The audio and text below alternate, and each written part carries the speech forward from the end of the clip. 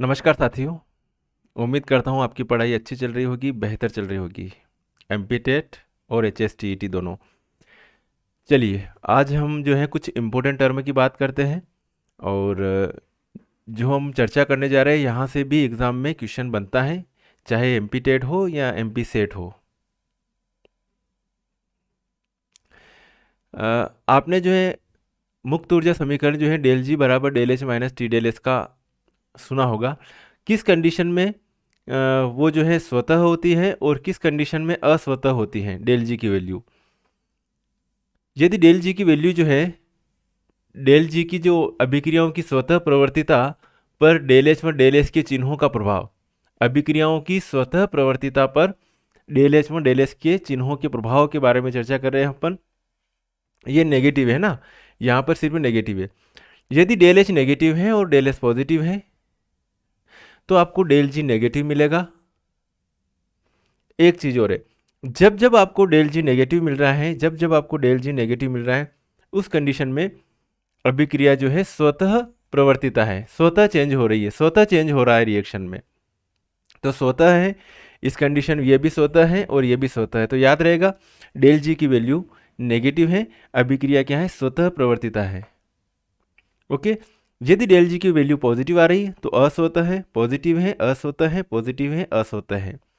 ये चीज minus plus तो ये माइनस आएगा, डेल एच प्लस है और ये माइनस है तो ये इसका वैल्यू प्लस आएगी। क्लियर है, डेल एच प्लस है और ये माइनस है, नेगेटिव है, तो इसकी वैल्यू प्लस आएगी। सही, डायरेक्ट यहाँ पे देखोगे तो आप घटाओगे तो ऑटोमेटिकली मालूम पड़ रहा है ये चीज़। तो अब ये दोनों नेगेटिव नेगेटिव हैं तो ये नेगेटिव आएगी किस कंडीशन में, कम ताप पर। और यदि हाई टेम्परेचर ले लोगे और दोनों नेगेटिव हैं तो डेल जी क्या आएगी, पॉजिटिव आएगी। ओके, ये भी पॉजिटिव है, ये भी पॉजिटिव है, तो ये भी पॉजिटिव आएगी, लेकिन किस कंडीशन में, कम ताप पर। लेकिन अगर टेम्परेचर अधिक कर दिया और दोनों पॉजिटिव है और टेम्परेचर अधिक कर दिया, फिर भी डेल जी की वैल्यू क्या आएगी, आपको नेगेटिव मिलेगी। ओके, स्वतः कम ताप पर, अस्वतः उच्च ताप पर, अस्वतः कम ताप पर है और स्वतः उच्च ताप पर, ये इनका अपोजिट उल्टा हो गया। तो ये रिएक्शन याद रखना कि किस कंडीशन में स्वतः है, किस कंडीशन में अस्वतः है, डेल एच और डेल एस की वैल्यू क्या होगी और उस कंडीशन में डेल जी की वैल्यू क्या होगी, और स्वतः प्रवर्तिता है या अस्वतः प्रवर्तिता है। यहाँ से भाई साहब जो है क्वेश्चन जो है एग्जाम में आपका बन सकता है, बनने के चांस रहेंगे। चलिए आगे बढ़े, ऊष्मागतिकी की मूलभूत समीकरण के बारे में चर्चा करते हैं। थर्मोडायनेमिक्स जो एक ऐसा चैप्टर है, इसमें जो रिएक्शन जो बनती है, वो रिएक्शन इसकी वैल्यू यहाँ रख दो, इसकी वैल्यू यहाँ रख दो, इसकी वैल्यू यहाँ रख दो, आपको ये रिएक्शन मिल जाएगी। ये चीज़ ज़्यादा है, इसलिए जब भी सोचो किसी भी चीज़ के बारे में सोचो तो पूरी तरह से जो है इसके इक्वल ये भी होता है, इसके इक्वल ये भी होता है, इसकी वैल्यू यहाँ रख देंगे, इसकी वैल्यू यहाँ रख देंगे, तो अपने को ये इक्वेशन मिल जाएगी। ये चीज़ ज़रूर आपके माइंड में बिठा के रखना। और प्रैक्टिस से होती है थर्मोडायनेमिक्स, जितनी ज़्यादा अच्छी प्रैक्टिस होगी उतना अच्छा आपका जो थर्मोडायनेमिक्स का पार्ट जो है कंप्लीट हो जाएगा। अब प्रथम नियम के अनुसार ऊर्जा में परिवर्तन मतलब डी बराबर क्या हो रहा है, Q rev plus W, Q rev plus W, या W बराबर माइनस पी डी वी होता है तो इसको लिख सकते हो Q rev minus P D V. Equation number आपको मिल गई 1, याद रखोगे क्योंकि आगे सब रिलेशन आ रहा है। पहली रिएक्शन को ध्यान से देख लीजिए, फिर दूसरी रिएक्शन में डी एस बराबर क्यू रेव बटे टी होता है, डी एस बराबर क्या होता है, क्यू रेव बटे टी, तो क्यू रेव बराबर क्या हो सकता है, टी डी एस। ये इक्वेशन नंबर 2 मिल गया आपको। वापस इक्वेशन नंबर 1 और 2 से यही चर्चा करते रहेंगे अपन कि इस इक्वेशन से नहीं कि इस इक्वेशन से क्या होगा। तो भाई साहब इक्वेशन नंबर 1 क्या है, डी, ठीक है, डी ई, और क्यू रेव बराबर क्या आ रहा है आपका, टी डी एस, तो इस क्यू रेव की जगह क्या रख दिया, T D S minus P D V. Equation number 3 मिल गई बस साहब। क्लियर है साहब। अब ये रिएक्शन माइंड में बिठा लो। अब इन रिएक्शन की तरफ आते हैं।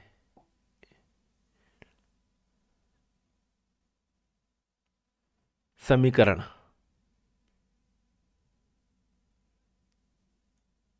इक्वेशन है ना, इक्वेशन कहते हैं इनको। चलो बात करें H बराबर E plus E P V, होता है मालूम है। एंथैल्पी किसे कहते हैं कि आंतरिक ऊर्जा और दाब आयतन के योग को क्या कहते हैं अपन, एंथैल्पी कहते हैं।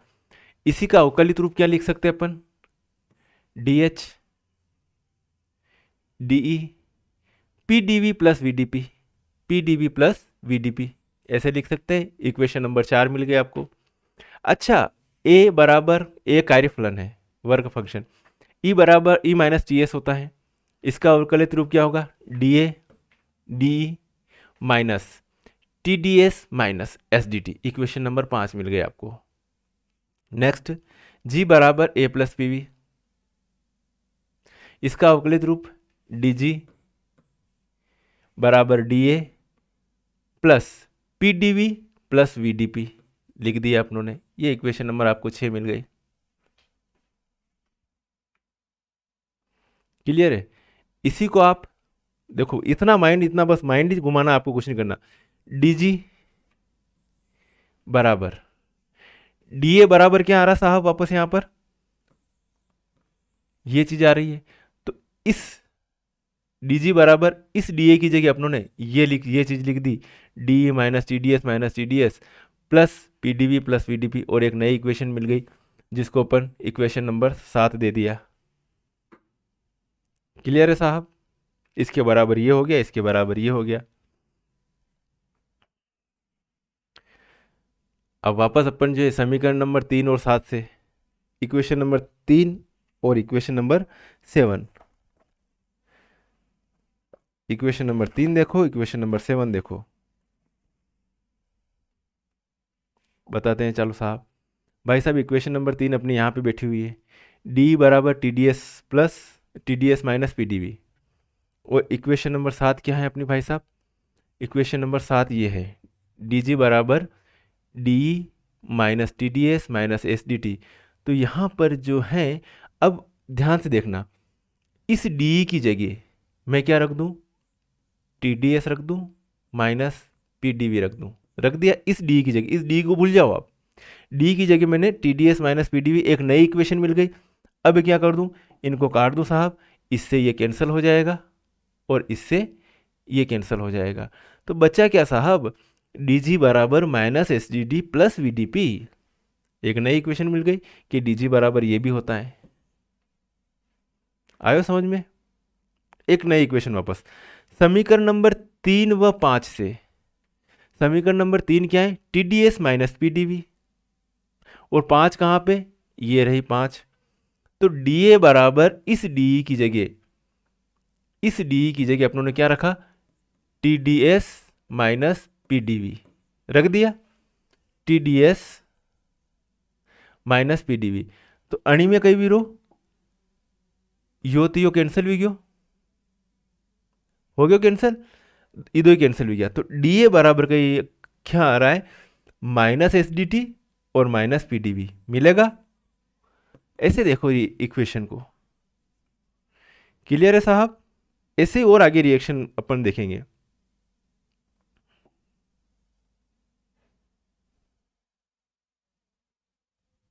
अब समीकरण नंबर 4 और 3, ये 3 और 5 देख ली, 3 और 4 से, तो समीकरण नंबर 3 कटने रही भाया,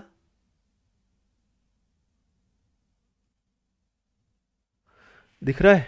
चलिए हाँ साहब, तो समीकरण नंबर 3 व 4 से, तो समीकरण नंबर 3 है भाई साहब अपनी ये, और समीकरण नंबर 4 है अपने पास ये।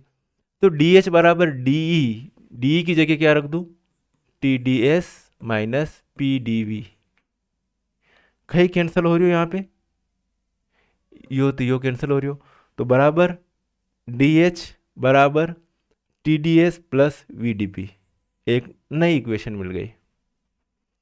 तो घूमते रहे अपन यही किए कि इसके बराबर ये होगा, इसके बराबर ये होगा, इसके बराबर ये होगा।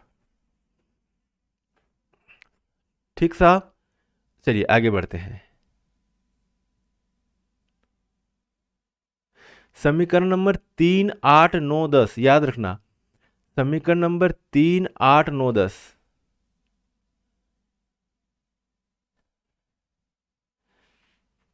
3, 8, 9 और 10 बिठा लो माइंड में। इन समीकरणों को ऊष्मागतिकी की मूलभूत समीकरण कहते हैं। समीकरण 3, 8, 9, 10 को d बराबर TdS माइनस PdV याद रखना, dg बराबर माइनस SdT प्लस VdP याद रखना, dA बराबर माइनस SdT माइनस PdV और dH बराबर TdS प्लस VdP ये याद रखना। इनको ऊष्मागतिकी की मूलभूत समीकरणें कहते हैं। अब इन 4 मूलभूत समीकरणों से अपन और रिलेशन से देखते हैं। क्लियर है? ये चारों समीकरण अपने सामने ये हाजिर है, ये मूलभूत समीकरण।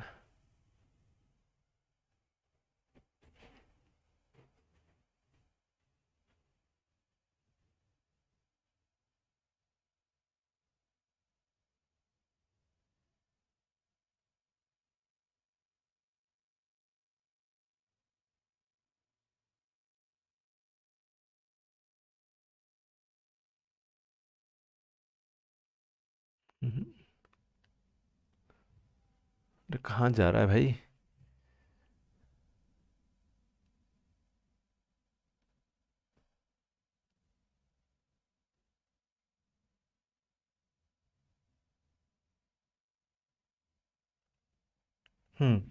अब आपके सामने जो है कितनी इक्वेशन से कितनी इक्वेशन में बनाने जा रहा हूँ ये देख लेना आप। तो वही एक इक्वेशन ये है, दूसरी ये है, तीसरी ये है और चौथी इक्वेशन ये लिख रखी है। d बराबर TdS माइनस PdV, d बराबर TdS minus PdV, double repeat कर रखा है ना, d बराबर TdS माइनस PdV, dE बराबर TdS minus PdV। Equation number 3 जो लिखी थी अपनों ने वो, ये 8वीं, ये 9वीं और ये 10वीं, दो बार लिख ली सभी को। मेरी बात समझना आप। अब अपन बात कर रहे हैं कि आयतन को स्थिर रख रहे हैं। ये चीज तो हो गई स्थिर, आयतन को स्थिर रख रहे हैं। तो ये जो इक्वेशन होगी उस कंडीशन में आपको मिल जाएगा d बराबर प्लस TdS, d बराबर प्लस TdS मिल जाएगा। अब अगर आयतन को स्थिर रखा तो इसी इक्वेशन को अपन लिख सकते हैं, ये स्थिर है, d बटे ये नीचे लिया है अपन ds को नीचे लिया है और t अपनी जगह पर ये लिख दिया। t बराबर d बटे डेल एस, डेल ई बटे डेल एस, मतलब आंशिक आंशिक परिवर्तन है इनमें स्थिर आयतन पर। ये इक्वेशन नंबर 11 मिल गई।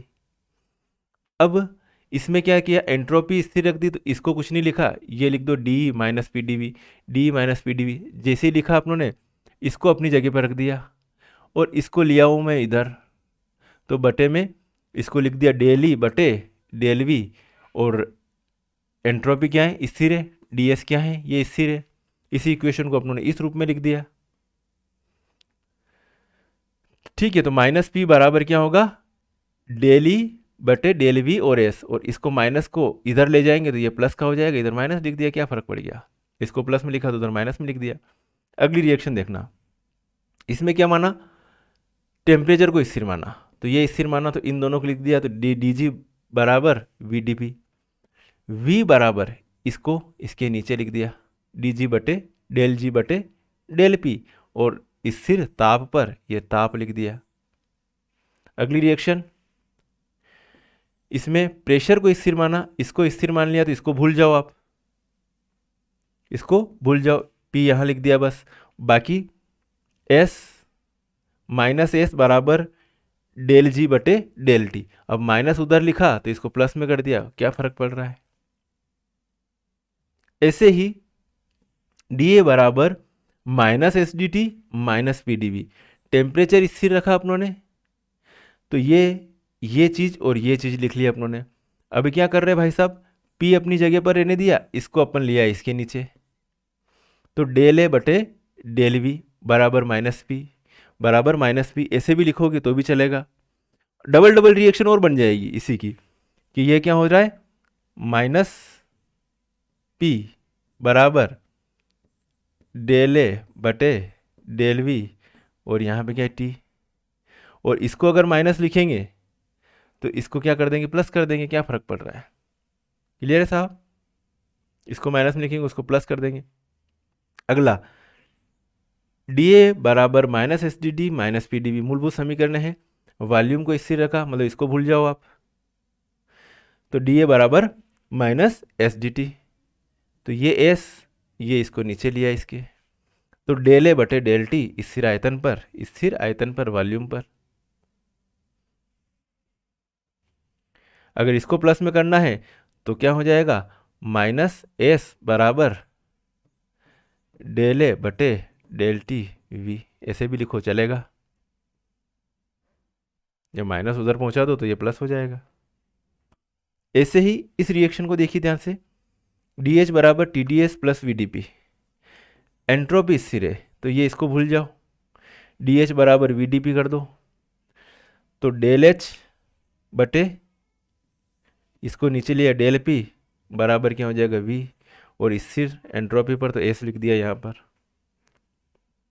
आगे बात करें, डी एच बराबर T D S plus V D P, समीकरण 10, क्या प्रेशर स्थिर कर ले इसको, तो इसको भूल जाओ आप, प्रेशर स्थिर कर लिया अपनों ने, तो डेल एच बटे डेल एस बराबर क्या लिख दिया टी। तो ये इस टाइप के इक्वेशन आपको नेट सेट में या फिर कहीं ना कहीं जो एडवांस केमिस्ट्री पढ़ते हैं वहाँ पर इनके बारे में चर्चा होती है। तो ऊष्मागतिकी आपको अच्छे से अगर करनी है तो रिएक्शन तो याद रखनी पड़ेगी, और रिएक्शंस में ये रिलेशंस अच्छे से याद रखने पड़ेंगे। अगर आप रिलेशंस अच्छे से मेंटेन कर पाओगे कि इसके इक्वल ये होता है, इसके इक्वल ये होता है, तो आपकी थर्मोडाइनमिक्स के जो क्वेश्चन बनेंगे वो आसानी से बन पाएंगे। ठीक है, तो साथियों फिर मिलेंगे नेक्स्ट वीडियो में नेक्स्ट प्रॉब्लम के साथ, तब तक के लिए ओके बाय, जय हिंद।